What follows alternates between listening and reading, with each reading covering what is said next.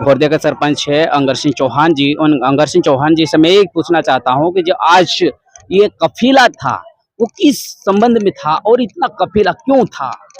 सबसे पहले मैं बिरसा न्यूज़ को धन्यवाद देता हूँ क्योंकि आप मुझे उस काबिल समझा और मेरे से जानने की कोशिश की।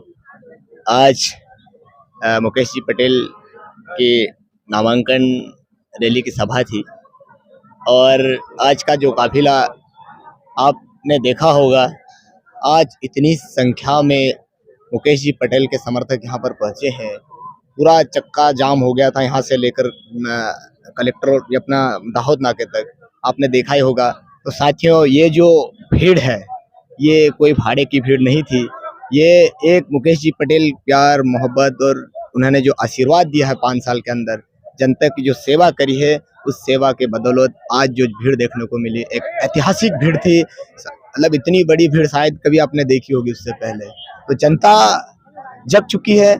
जो बीजेपी के झूठे वादे थे, जमीनी स्तर पर बिल्कुल ही वो अपना जो वादा था पूर्ण नहीं कर पाए, जिसकी वजह से एक जुनून है, युवाओं में जुनून है, बेरोजगारी को लेकर एक बड़ा जुनून है, शिक्षा को लेकर एक बड़ा जुनून है। क्योंकि ये जो बीजेपी की सरकार रही 18 साल तक, बीजेपी सरकार ने नौकरियां देने के बड़े बड़े वादे किए हैं, वो पूरी तरह से फेल साबित हुए हैं। चाहे वो नौकरी का मामला हो या शिक्षा का मामला हो, हर क्षेत्र में बीजेपी कहीं न कहीं हमको जो वादे किए थे उन्होंने, वो वादे के मुताबिक खरी नहीं उतर सकी।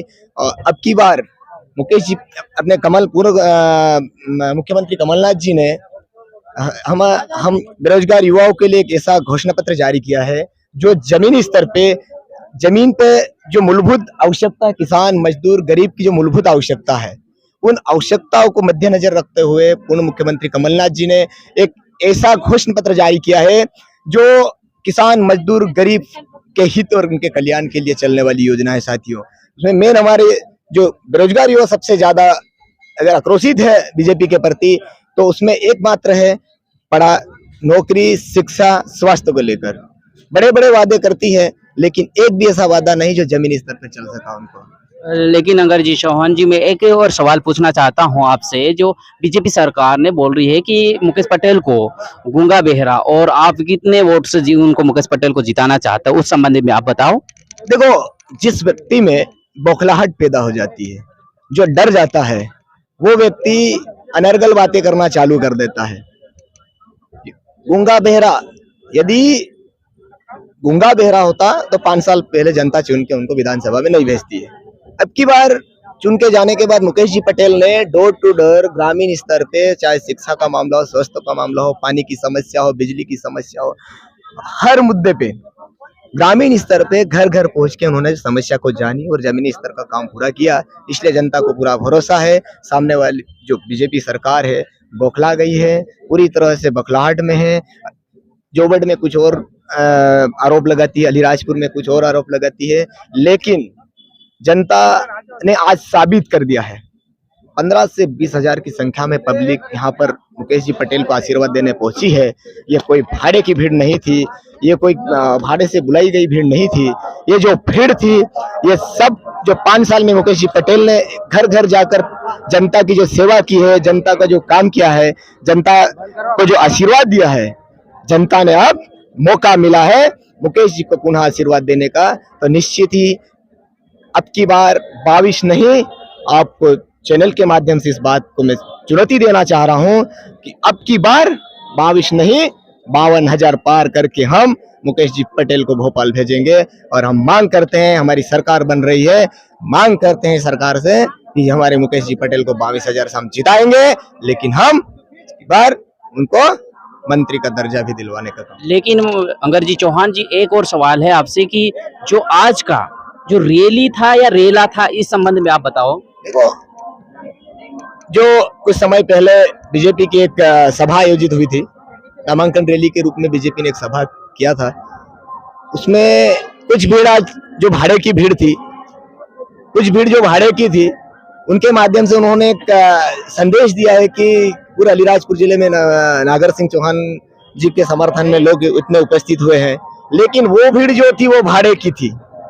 और जो आज की जो भीड़ है ये वास्तविक वोटर है और रियल वोटर है, और ये पूरे भरोसा देने आए थे कि मुकेश जी आप अकेले नहीं है, आपकी जो पब्लिक है, गांव गली मोहल्ले की पब्लिक है, पूरी आपके साथ है, आप निश्चिंत हो जाओ, आने वाली 17 तारीख को 22 नहीं 52,000 वोटों से आपको जिताएंगे। बहुत बहुत धन्यवाद। तो आज नंगर जी चौहान जी ने इतना अच्छा बोला है कि कपिला के बारे में संबंधित में बोला है, लेकिन मैं और एक और अपने बीच एक कार्यकर्ता है, उनसे मैं पूछना चाहता हूँ कि आप इस संबंध में आप और बताओ, थोड़ा सा आप और बताना चाहते हो उसके लिए। साथियों, जिस प्रकार से आपने यहाँ पर भीड़ देखी है महिलाओं की, युवाओं की, तो कहीं ना कहीं देश प्रदेश के अंदर एक संदेश है कि बेरोजगारी चरम पद पे चढ़ गई है। युवा बीजेपी सरकार से परेशान है, उनको ना नौकरी मिल रही है, पढ़े लिखे युवाओं को ना रोजगार मिल रहा है, ना छात्रवृत्ति टाइम पर मिलती है, और छात्रवृत्ति तो बिल्कुल ही बंद कर दी है। इसी प्रकार से जो महिलाओं को लुभाने के लिए शिवराज सरकार ने 2 महीने पहले घोषणा लागू करी, लाडली बहना, और उनको 1,000 रुपये पर महीने देने का जो वादा किया और कुछ दिया होगा। मेरा ये मानना और कहना है कि साथियों, जब 2003 से बीजेपी सरकार सत्ता में आई, तभी से अगर लाडली बहना की हितैषी होती और शिवराज मामा अपनी भांजी और बहना को मानता, तो उसी समय से वो योजना लागू कर देता। आज ये चुनाव आते ही 2 महीने पहले क्यों लागू करा?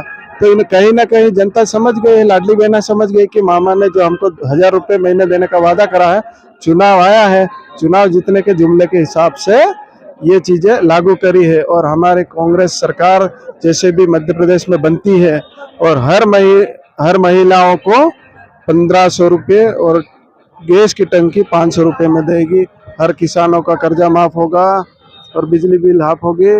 इसी योजनाओं के साथ कमलनाथ मुख्यमंत्री बनेंगे। बस मैं